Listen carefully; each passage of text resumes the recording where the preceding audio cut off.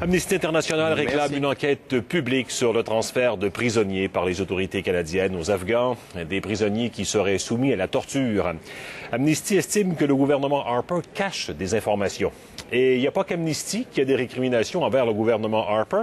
Marc-André Masson est à mes côtés. Marc-André, vous avez rencontré une députée afghane qui, elle, souhaite le départ des troupes étrangères du territoire afghan. Oui, et elle est tellement militante qu'elle a déjà été expulsée de son Parlement. Et je parle de Malalai Joya, qui vient tout juste de nous visiter, une petite femme de 5 pieds, 31 ans, qui dit qu'elle réclame le retrait de toutes les troupes étrangères d'Afghanistan. Elle parle de troupes d'occupation. On a ce vocabulaire-là généralement quand on parle de l'Irak, mais là, elle tient ces propos-là. Elle a également dénoncé la corruption, la collusion, le banditisme dans l'entourage d'Hamid Karzai, ce qui aurait valu beaucoup de difficultés. Il y a eu 5 tentatives de meurtre contre elle. Quand elle vit à Kaboul, parce que son patelin est trop petit, elle serait trouvée facilement. Elle peut changer de résidence quelques fois par jour, mais certainement plusieurs fois par semaine. Elle a dit la dernière élection, Michel, elle dit c'est une farce, parce qu'elle dit personne n'y a participé, ou les Afghans n'y ont pas participé en grand nombre, parce que de toute façon, on ne voulait pas légitimiser ce résultat-là. On a le même âne avec un attelage différent. C'est pas des images qu'on utilise beaucoup chez nous, mais ce sont c'est révélateur quand même. Et vous comprenez peut-être pourquoi qu'elle est en danger dans son pays quand elle tient des propos comme ceux-là. On en parlait un petit peu plus tôt d'ailleurs. On se demandait, oui, mais si son appel était entendu et toutes les troupes étrangères quittaient l'Afghanistan, qu'est-ce qui resterait de ce pays-là? Ce serait la guerre civile, etc. Elle avait une réponse. Je vous propose.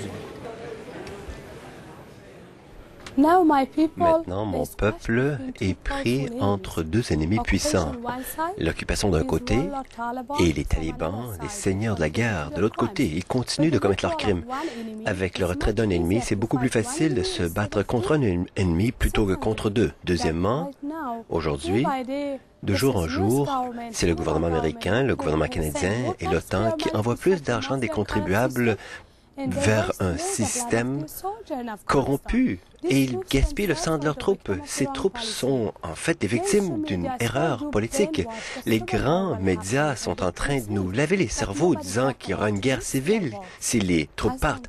Mais pendant que les troupes sont là, la guerre civile continue. Elle est déjà là.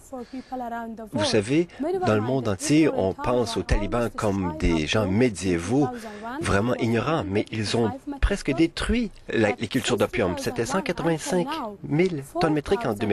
Depuis lors, il y a eu une augmentation de 4400 % de la production d'opium.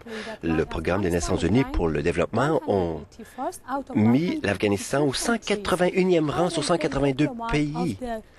Et un diplomate de haut rang a donné un rapport que les prisonniers, il a parlé de ce qui se passe dans les prisons afghanes, que des innocents ont été envoyés en prison au nom des talibans pour être torturés dans ces prisons-là. Alors, vous voyez qu'elle est très au fait de la situation au Canada. Elle parlait de torture. Elle savait très bien qu'on a une querelle de diplomates avec le gouvernement dans le moment. Ça fait 3 fois qu'elle visite le Canada, Michel. Elle prend la parole pour ceux qui veulent l'entendre ce soir à l'UQAM en soirée. Et son nom, qui va être, son livre, son dernier livre, qui va être traduit en français, qui s'appelle « Au nom de mon peuple », va paraître en janvier prochain, en janvier 2010. Quelque chose à lire, très certainement. Oui, ça a l'air très intéressant. De fait, merci Marc-André. Au revoir. Au revoir.